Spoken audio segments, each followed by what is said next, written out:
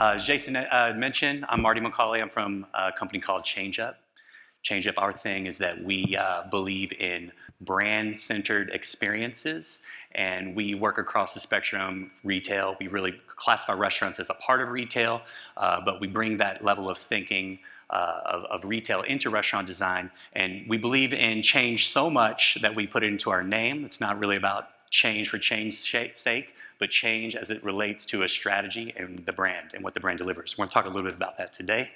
Have a couple of panelists here that I'm going to allow them to introduce themselves. You know, I know that our topic today is delivering memorable guest experience amid rising costs. And as you guys introduce yourselves, I think it'd be a really cool way to kind of break the ice to just mention or reminisce about a memorable guest experience that you may have had in the past, retail, restaurant, whatever. But let's start with you, Allison. Cool. Hi, I'm Allison Palmadesso. I'm the Director of Design over at Shake Shack. My team is responsible for the design and execution of our new restaurant builds, remodels, and overall design innovation and standards with our cross-functional partners.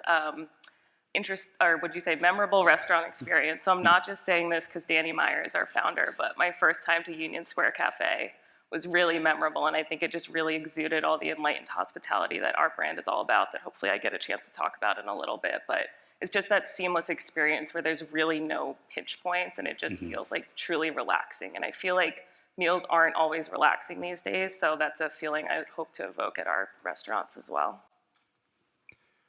Hello, everyone. My name is Walter Fisher. I'm the Vice President of Construction for Cooper's Hawk Winery and Restaurant. I've worked with the development team. I was the first development person hired at Cooper's Hawk, so I've worn many hats and done a lot of different things there. When it comes for my memorable experiences, you know, I obviously have a couple, right? When it comes to a QSR, just if you were like, hey, what's the most coolest thing you've ever had at a QSR? Well, Chick-fil-A. I mean, geez, I have never gone to a Chick-fil-A that they are not smiling at me. They're not like the most pleasant people on the planet. And at times I'm like, how do you get that? Like, you are so happy. So I think that's quite, you know, memorable for me because I know how hard it is for those servers and team members to bring that energy every single day. So to me, that's a memorable experience. Obviously had multiple in other places as well, but we'll just stay there because they're here. Cool. Yeah, and excited to have these two on this panel here today because I do think you both really embody within your category. You might be on different ends of the spectrum and how you classify yourselves. I think you called yourself elevated, enlightening, right on. I'm going to call you both together within your categories. You know, this elevated accessibility because I think you bring a level of experience to your respective categories. You know, while we're here, you know, I know obviously we've talked a lot, and so some of the things, you know, we prepared a lot of conversation here, and so much of the topics that we prepared to talk about, I think, have come up naturally in a lot of the dialogue that's happened with all of us here and all the different panelists. You know, I just want to give you guys an opportunity to think about, you know, as the world's changing, and you know, guests have all the options in the world, right? And just kind of what your team has been up to make sure that, you know, your brand in particular cuts through. So I'll start with you, Allison. Sure. So just for some context, I feel like we're all still in the fog of the pandemic. So the past 18 months, 24 months for us has been kind of throwing in everything but the kitchen sink. So we've added Shack Track, which is a brand of basically mobile order fulfillment. So we added walk-up windows, drive-up windows, curbside, delivery as a service, still going. And we also decided, let's do drive-through. We once said as a company we would never do drive-through, and we said, let's do it, let's solve it remote on 1 million Teams calls, and we did it. We didn't want to sacrifice on two major things. One, our food quality, so we knew we wanted to stay cooking to order, and another on our experience. So we wanted to take our elevated dining experience, really bring it out into the drive lane, and that's been a really rewarding experience the past couple of years, and I promise I'm getting to what we're working on now, kind of pivots to where we are now. So one is we're ready to standardize and prototype, which was once a very dirty word at Shake Shack. Now it's really a necessity, not for supply chain issues, but also just to really like nail those design details and just bring that level of excellence to all of our freestanding buildings. And then the second one is just making sense of the guest journey. I think now that we've added all these formats, it's literally just this cobweb of people going all throughout the dining room. So we're really starting to dig into how to make sense of it all, not only for our guests, but for our team members to make a great experience for everybody. So. Awesome, wonderful. What about you, Walter? What are you guys up to? We're up to a couple things. Like everyone, right? You know, we had to pivot very quickly with COVID. We had to make a lot of changes. We had to do a lot of things. And what we found about a year into that is we started losing touch with what our main goal was. And that, for us, it's that human interaction. You know, our mission statement alone says that we create community. Well, it's hard to create a community when everyone's doing this, or you're running stuff out, or there's this third party everything, you know? So we have three main initiatives that we started to refocus on. And number one is making sure that every guest that walks through our building has an experience that's a human interaction. You know, a lot of what we talked about on this conference, you know, we go against the grain with. Everything is digital, faster, speed, artificial intelligence. Well, for us, it's truly creating a community, and a community takes people, and you have to have a gathering place for that. So how do we maintain that human interaction with people? How do we bring that smile to the guest, as I was greeted with at a Chick-fil-A, right? So that's the number one, that's the top thing, right, for every guest that walks through our door. But then the other two main factors for us is our wine club. You know, how do we enhance our wine club members' lives? How do we give them opportunities that you could not normally have on your own, right? What do I mean by that? Well, with our wine club, we do wine club trips. And we go all over the world, and we set up special tours and private chefs to cook for them. And we allow that for our wine club members to have this experience that if I tried to book it, there's no way the special chef's gonna let me, you know, cook for me and 19 other people, right? So we try to constantly focus on how do we enrich the lives of our wine club members. And then lastly, most importantly right now, how do we take care of our own team? How do we take care of our team members? With everyone battling the same thing with the labor shortages, it's really a challenge. So, you know, what we're doing we call ourselves the Restaurant Support Center, the RSC. At the support center, our main focus is taking care of our team members, and the team members will take care of our guests. So as long as I'm focusing on how to enrich the lives of my team members, they will handle the rest for the guest. On. Yeah, that's awesome. And you guys kind of touched on this next question a little bit with how you guys answered that one, but I know that in a part of really unlocking the brand DNA for the built experience, for your brand in particular, you know, when you think about, you know, not only the initiatives you have currently, but initiatives you may have, you know, upcoming, you know, what is most important about your brand that we need to maintain as you move forward? And Walter, you can take a stab at this one first here. Sure. Yeah. The most important thing is that everything we do has to go back to our values. Everything we do. If you make a suggestion, you have to assign a value to it. There's only 4 in our company, but you have to put at the top of that page of, this is about, we care about people. You know, so this is my idea about the core value of caring about people, or this is my idea about how we're gonna be different. You know, that's our second core value, is we are different. So, you know, in all of those things that we do, we have to maintain using the filter of our changes through our core values. Otherwise, we will lose it. And that's something that we have to be very protective of. Awesome. Allison. Similar kind of answer. So I think we are all about enlightened hospitality, as I said earlier. So we always want to put our guests, but also our people first. So everything we do, it's not just how can we make the guests' lives easier, it's also how can we make sure the team members feel good, because ultimately they'll deliver a good experience. And we just think about all the touch points throughout that experience. So we want to maintain the human element, and that's why I still get very weary of all this tech that we're adding to everything, and like, oh, you don't need to talk to anybody. Like, I still feel the best when I go get my coffee in the morning and talk to the barista. Like, I leave with an elevated mood. So always trying to evoke that for our guests, and just, like you said, just always coming back to your core brand elements and saying, does it support that? Because if not, you're just kind of going with the pack, and if you don't truly like care about what you're doing, it's going to translate to the guest. Awesome. And because we've been talking to in preparation for this, I think you both kind of alluded to, you know, making sure that, you know, the solutions that you come up with, you know, honor your brand DNA, one, but then it's not, you know, I know, Allison, when we started this, we all had to respond to all of the different, you know, utilities and making sure you had, you know, the third-party delivery and the pickup, and you were doing everything, right? And we've all been exploring that territory. But I think what's awesome is what's coming out now, and it sounds like you guys might be figuring it out now. It's like, which of those make the most sense moving forward for us and our business. And so I think there's definitely some rich territory there. I know that coming up with creative solutions, we've all got the same problems. Costs are wild, labor shortages, as you guys have mentioned.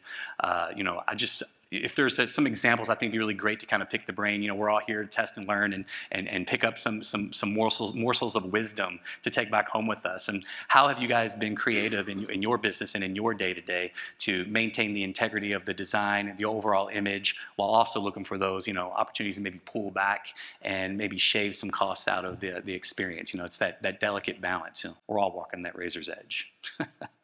So yeah, Allison, feel free. Sure, yeah, cost reduction is a hot topic for us, as I'm sure it is for many of you. So our director of construction, Chelsea's out in the crowd, and we've been working really closely together on this, like looking at any opportunity there is to shave off cost. And again, I know I keep saying come back to your brand's DNA, but I think that's important. So like we'll brainstorm things and we'll kind of like stress test it. Like, do we go too far? Like, what will the guest really notice? Like me, I might notice like different pendants in different shacks, but maybe if we just pick one excellent pendant, source it in advance, don't have lead time issues, it still brings that elevated experience to the guest. So I think getting really like honest with ourselves on where you can make the impact and where maybe you can save a little bit, maybe don't do the full height tile, maybe get a little crafty. So thinking about things that way. And then just thinking about when to inject changes into the pipeline too. So like we're still innovating, we're just trying to be careful about when we inject it so we don't disrupt the mess that is permitting right now that we're all dealing with. But then also taking those quick wins when we can, so. Wonderful. So as for everyone, right, costs are rising, and everyone in this room is probably being asked to lower their costs, right?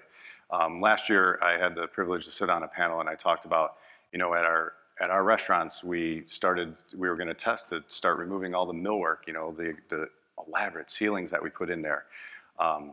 So come to find out that actually works and guests still come. So it's like you ask yourself, wow, why in the first 47 restaurants did we put all that money up there? But it's just about refocusing, right? So I think a lot of what everyone in this room has to do is refocus about your concept, refocus about everything.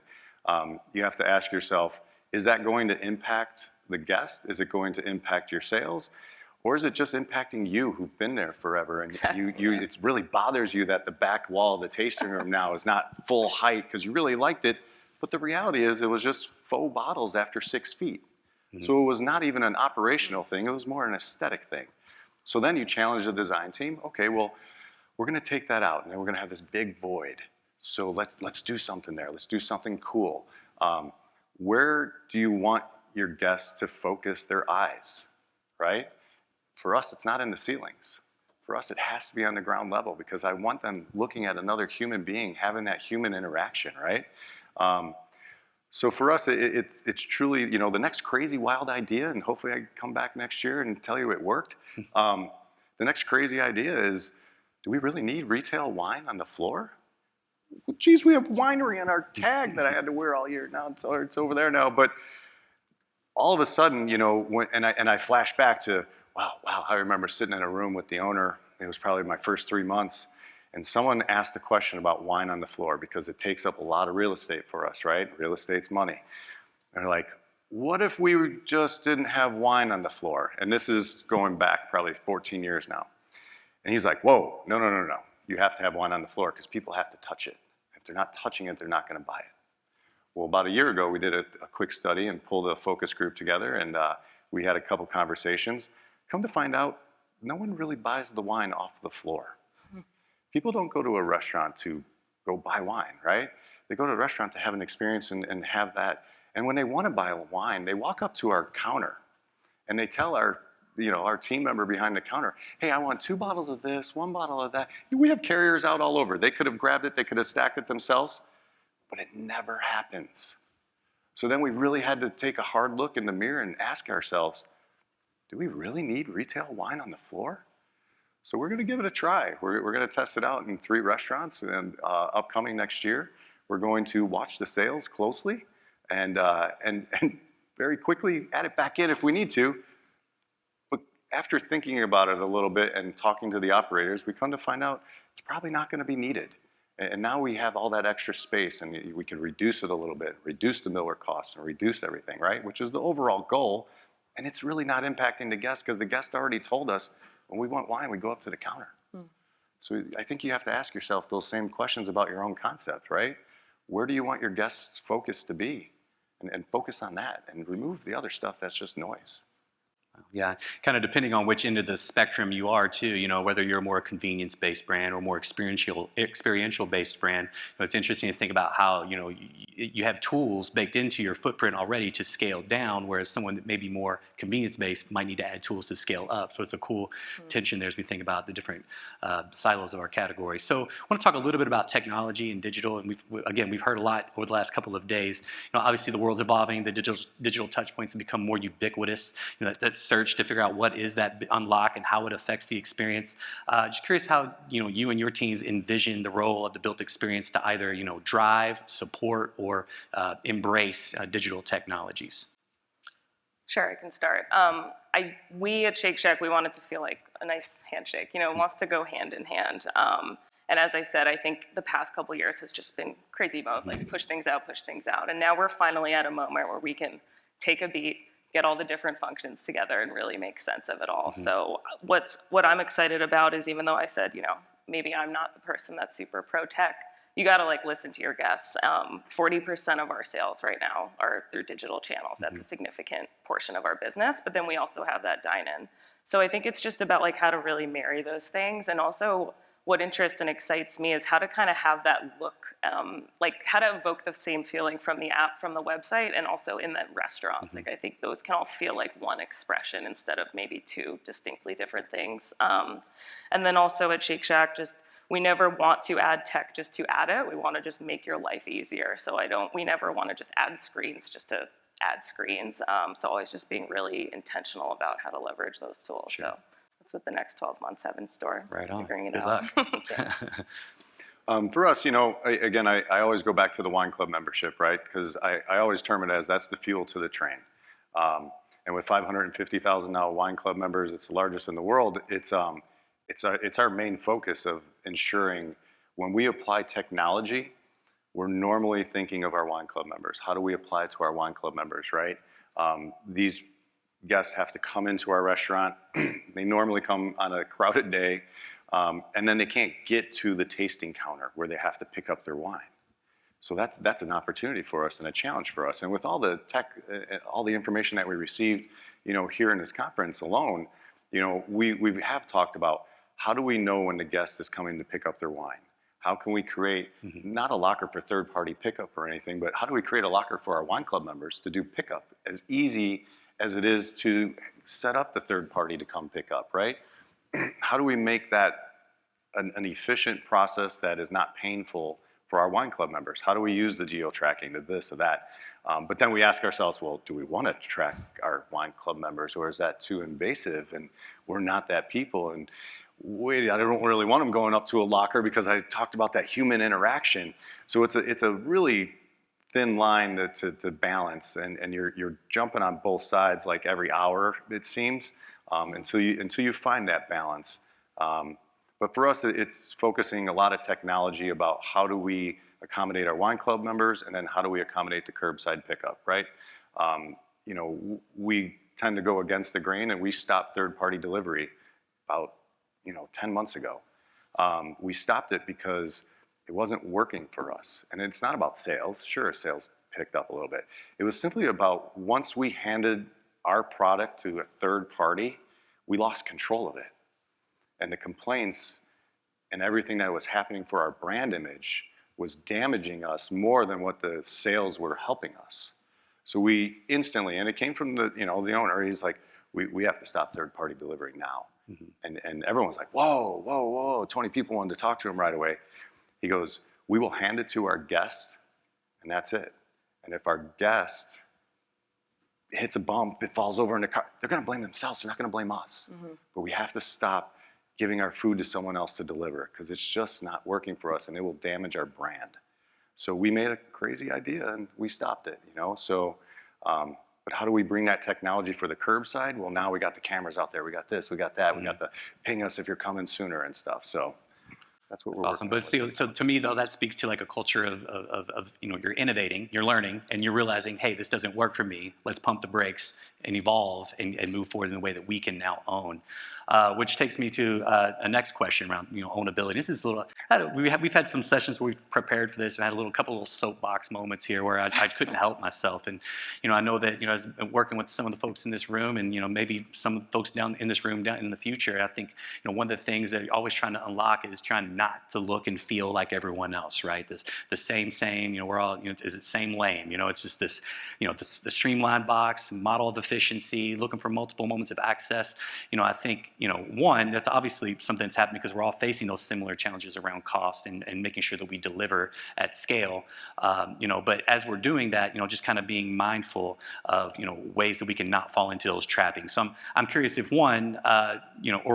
if you would, how do you combat falling into those trappings that I feel like are so relevant within our industry from a look and feel standpoint? All right, I think, sorry. Preach. Yeah. I think I keep saying it's about going back to your brand's DNA, but I really think it is. Like you add these formats, but then you have to hold on to what's important to you. So like when we rolled out drive-through, and I say this kind of tongue-in-cheek, our CEO said, I want our drive-through to be so good that people come and dine in after.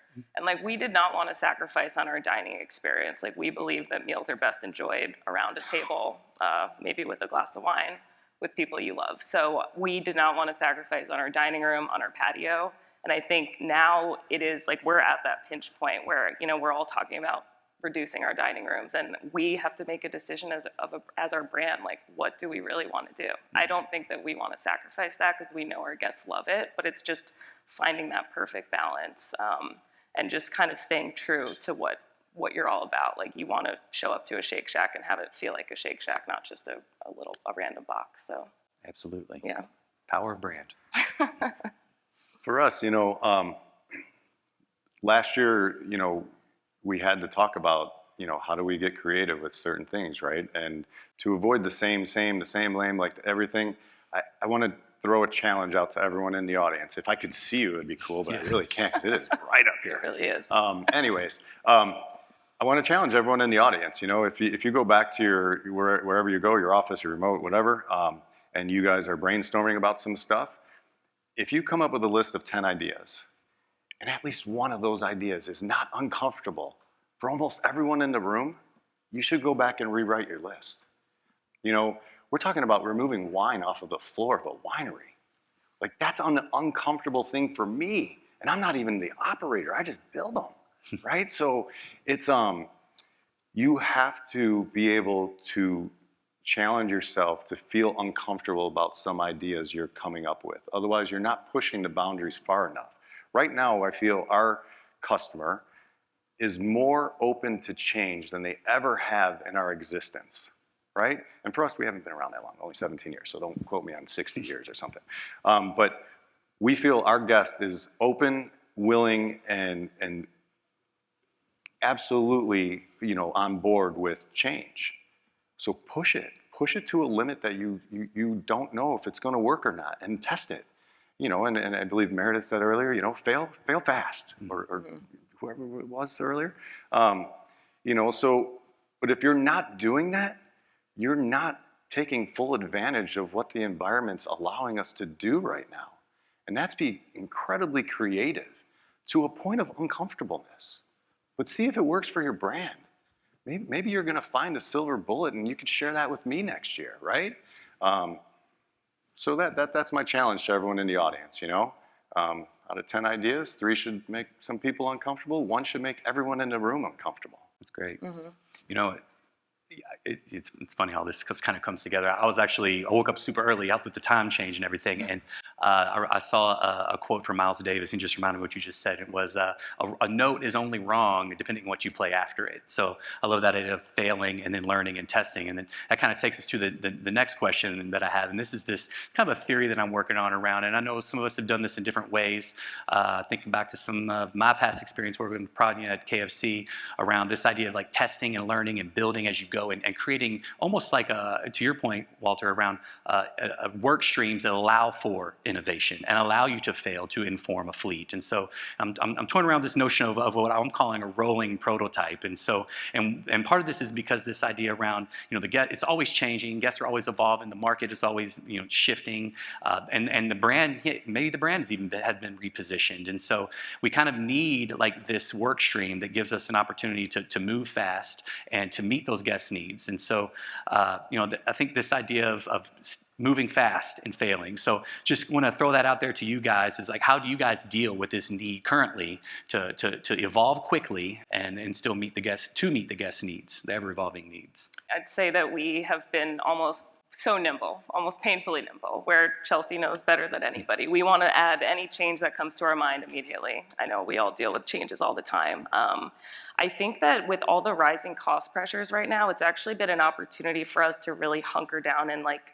apply a more rigid process around this. So we have a new team in place. It's called Design Integration, and basically it brings all the functional leads together, and we talk about things that are on the boards in a way that we actually know what's going on with supply chain, with ops innovation, et cetera.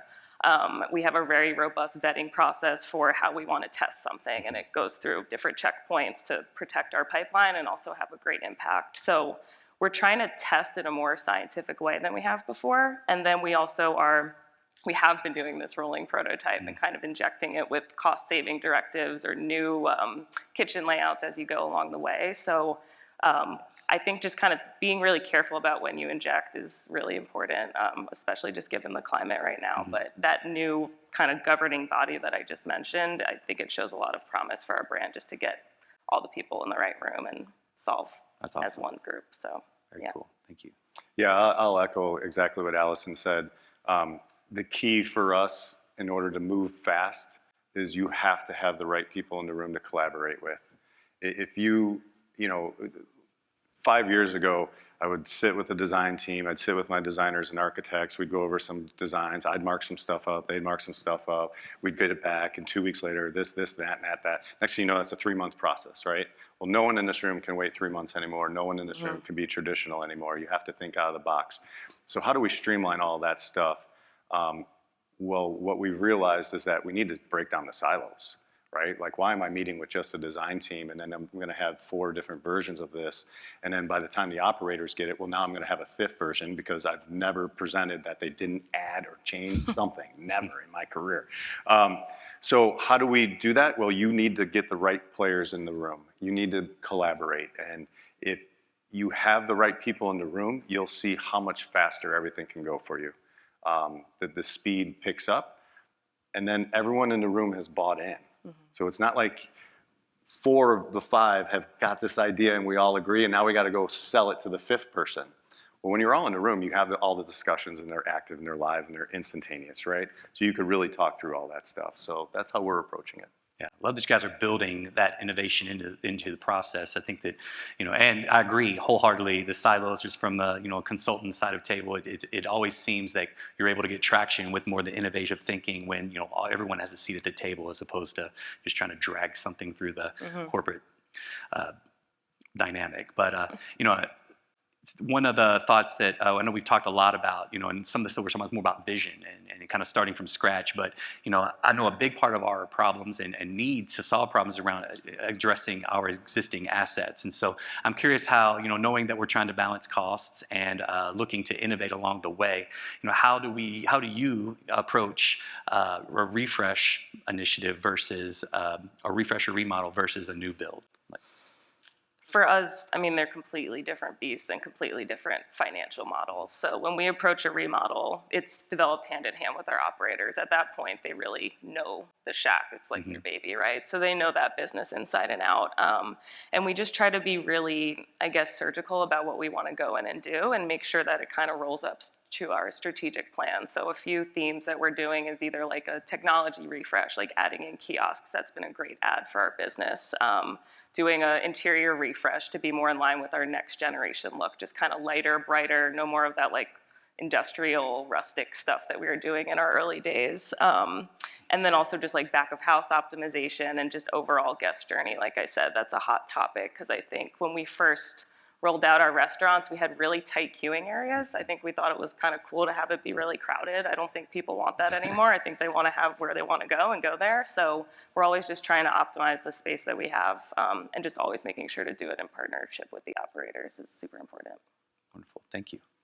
So this year was our first year that we called it Project Vintage, right? We eventually landed on a name, and it's our remodel initiative is what it is. We started rolling it out, and it was not called Project Vintage in the beginning.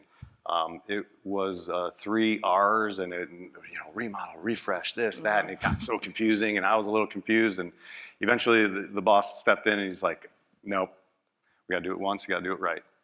So gather all the information. We're not gonna go back to this restaurant in 2 years and do another remodel. We have to do this right. So what it came down to is understanding, what are you trying to do during the refresh? Is it an ROI refresh, or is it a brand protection refresh, right? Because they're 2 different things. As I sat in the room with the CFO the other day, well, he highlighted the 6 things that had the best ROI, and like, hey, we should do these. Where the owner was like, this is not an ROI exercise, this is a brand protection exercise. So the reality is we'll do 2 of those, but we need to do 4 of these that actually have 0 ROI, because our competitors down the street are above us right now. We have to bring that back. So it's about understanding for us, what are you trying to do the remodel for? Obviously it's for the operators, right? Because they've been in there now, they've operated for a long time. Sure, I want to say that we designed it perfectly and built it perfectly, but they'll find some opportunities, right? Over the course of time. And so we try to adjust for that too. You have to adjust for the operator. You have to listen to them. How is it going to make their lives more efficient? How is it going to impact the guest? But the key for us is simply understanding what kind of exercise are we trying to execute here? What are we trying to accomplish? And keep that in focus. Yeah, I've never really thought about that. A lot of times with remodels, it is so much around brand protection, right? It's an aging asset, but I love the idea of taking some of this more innovative approach that might classically be held for, a new build, and like trying to launch something fresh to market, but baking that into refresh. That's really cool. I know we have a few more questions, but I know that while we got Allison and Walter here, I know we want to have an opportunity. If anyone in the room has an opportunity to ask a question, you can start to think about it a little bit. But I know we've learned a lot. Anybody with questions? Not yet. Think about it. We've got one in the middle. Just give me a second. I'm glad you can see him. Hi, I'm Pratnya, and thank you for amazing insights and being so vulnerable and sharing all that you're experiencing. My question is, and I think we all struggle with it at times, as to what are the best methods to get those guest insights we talk about so often. In the sense, like, what are some of the mechanisms you follow to really hear your guests and then design accordingly? You want to start? Sure, I'll start. For us, how do we get guests in the door? Our goal is always to provide our guests with something that they cannot just have without going somewhere, right? So what do I talk about? We have a tasting room, and that's what you walk into every single restaurant, right? So we try to bring that Napa-style tasting room to the guest to give them that experience in that one area of our restaurant. So we try to give them those different experiences, and even at the table, we'll talk about it. We're going to bring you different experiences. We're going to bring you a decanter. We're going to show you all these different things. For us, it's simply, I go back to, it's about the human interaction for us, and making sure that we are approaching that guest with a smile, that they are the ones telling their friends they have to go there. Not, hey, I think you might want to stop by there because it's kind of cool. No, hey, you have to go to this place. This place, like, knocked my socks off. Like, they greeted me at the door on a Friday night with a glass of champagne. They welcomed me in. They did this, they did that. So it's about how do you leave such an impression that they market for you? Because you'll see, we don't market. We let our guests market. We focus on our guests, and they do it for us. Yeah, similar sentiment, just really capitalizing on those touch points to the point where they want to come back. And then I think somebody said it earlier, but I think the guest is very savvy. Like, they can tell if you're skimping on the dining room, and maybe they're not going to want to stay. So I think just like keeping the quality where it matters is important. If I come to pick up a shack and see this lovely dining room, I'm like, hey, maybe I'll stay next time. So just kind of capturing those eyeballs wherever you can and capitalizing on those hospitality moments. So yeah, I know we've learned a lot about restaurants over the last couple of days, and we live it, breathe it every single day, right? But the dialogue, I feel like here has been, very robust and inspiring. I think we're all going to go back home, ready to apply what we've learned and take this thinking and extend it into our work stream as best we can, right? And so I think we're all coming back with like what we think the restaurant of the future could be, and based on what research is telling us where the market is going. But curious, since we have you two panelists up here representing these different brands, not necessarily where you think it's going to go, but where you hope the future of restaurant design goes. I think we touched on it a little bit. I think what I'm hoping to see is everyone kind of having the courage to make those, like to have a strong point of view to say, like, we're not actually going to offer that here. We're just going to do this and do it really well. So that's, I guess, like just speaking for Shake Shack itself. I really want to leverage, like there's technology and screens and stuff, but there's also all this data. And I want to kind of use that to really inform what our guests want in these different markets. The person that's at a shack in New York City maybe wants something different than in rural, like more suburban areas, excuse me. So just having the courage to not try to add everything all at once and just get really focused on what that guest in that demographic is really looking for. So that's great. It's taking some of the rationale and thinking we heard around the digital conversation and loyalty and applying that thinking to space design and experience. Yeah, sweet. What about you, Walter? What do you hope a restaurant does? I hope for? I got a lot of hopes. I hope that costs come down. I hope lead times slow down. I hope my job gets a little easier. No, at the end of the day, I hope that we all find a way to be successful, right? I hope that, what works for us is not going to work for Shake Shack, right? It's not going to work for Chick-fil-A. It's not going to work for, we have all these different concepts here that there's more than enough customers out there for all of us, right? I just simply hope that the majority of everyone makes it through. It's super sad to me to see the mom and pop restaurant close down the street that I ate at for 30 years when I was a kid, right? It's sad to see that stuff and to see people who've poured their heart and their soul into everything and then they lose it, right? So my hope is that the world still goes to the mom and pop place every now and then to support them, that that they're still around, right? Because I've had some of the best food ever at those one-off places in different areas and different markets. You go to a certain area. I was in Seattle the other day and someone's like, you have to go here. You're gonna walk past it 3 times and not see it, but then go in. And so my hope for the future of restaurants is obviously to stay tech savvy with, my kids, and because they are always there. But at the same time, how do we break that, right? I don't want my kids to be robots. And so as a parent and someone who works on designing restaurants and building them, how do we break the technology? How do we get back to the human conversation? How do we get back to looking eye to eye with someone and not just in the phone? Like I tell my kids all the time, hey, eye contact. Look at me when you talk to me. Don't look down, look at me. That shows respect. But it's a personal touch. And if you can accomplish that and really try to, you have to have it, right? We see all the stats, 80% of millennials, blah, blah, blah. You have to do it. So don't be naive and don't do it. But how do you try to also break it down at the same time? How do you break barriers down that we're all building right now? So again, against the grain is what we constantly do. How are we different? Well, let's not build everything around the technology. Let's just use it to our advantage. Let's use it to enhance the lives of the wine club members, but not remove that interaction of the human contact. Awesome. Well, we got 1 more minute here. Anyone else in the room have a question you'd like to ask the panelists while we have them here? There's mimosas after this. They're trying to get the Bloody Marys. Yeah. Bloody Mary o'clock. Well, right on. Well, thank you guys. Awesome conversation. It went more smoothly than I thought, considering we never practiced. But awesome. Thank you guys. Thank you. And thank you. Thank you. Wonderful. Thank you so much.